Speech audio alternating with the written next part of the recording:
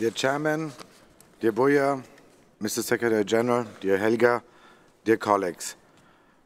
When I left our meeting 1 year ago in Poland, I went away with two findings. First, and we all know that in this room, we are facing the ruins of our European security order after Russia's brutal and unprovoked invasion of Ukraine. And to echo what Lars Rasmussen, my Danish friend, said beforehand, we all know that there is one person only, who could end this war of aggression today, and that is the Russian president. Nobody else carries this responsibility. And the second finding 1 year ago was that there's a continued commitment, at least I had the feeling, to the OSCE by our member states. However, a year later, the shameful truth is our words were not matched by deeds. Most of us are acting a little bit like construction workers who are standing around a building with their arms crossed, looking at the building and the things that need repair.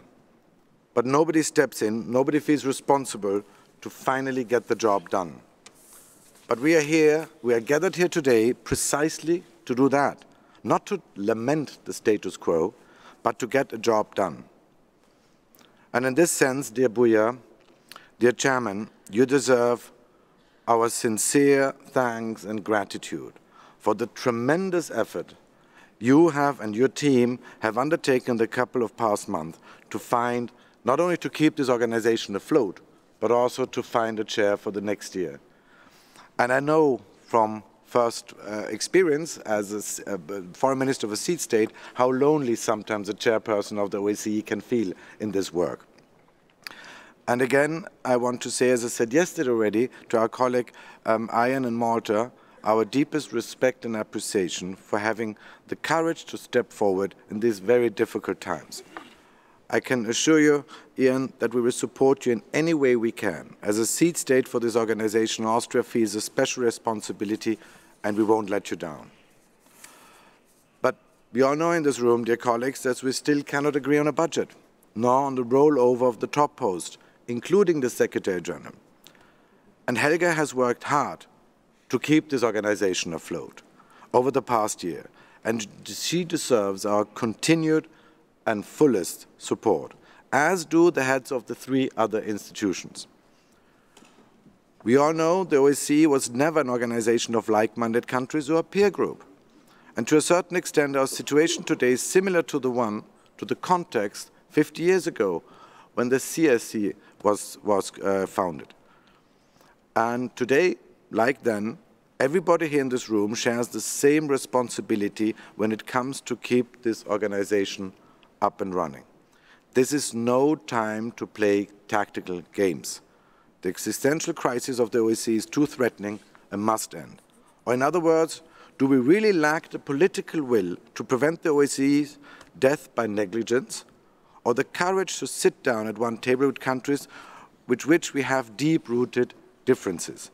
I don't hope so. But since we are here all together today, let me make an effort in positive thinking.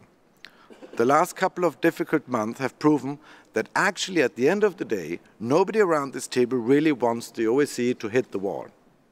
This should be our starting point of our work. This realization should be the starting point of our work. And we should get this job done.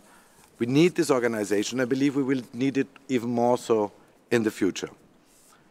And to end, I want to cite the then Austrian Foreign Minister Rudolf Kirchschläger, who in 1973 stated at the conference of the CSCE, and I quote, "Our historic experience shows that our differences will not be resolved at one conference. There is no guarantee that we will attain our goal of a peaceful and secure Europe, or that it will not be lost again. Our generation and the generations after us will need to strive for it again and again. But the way towards this goal can only lead us forward." In this sense, I strongly appeal to all of you to show the same kind of leadership our predecessors did 50 years ago. Thank you.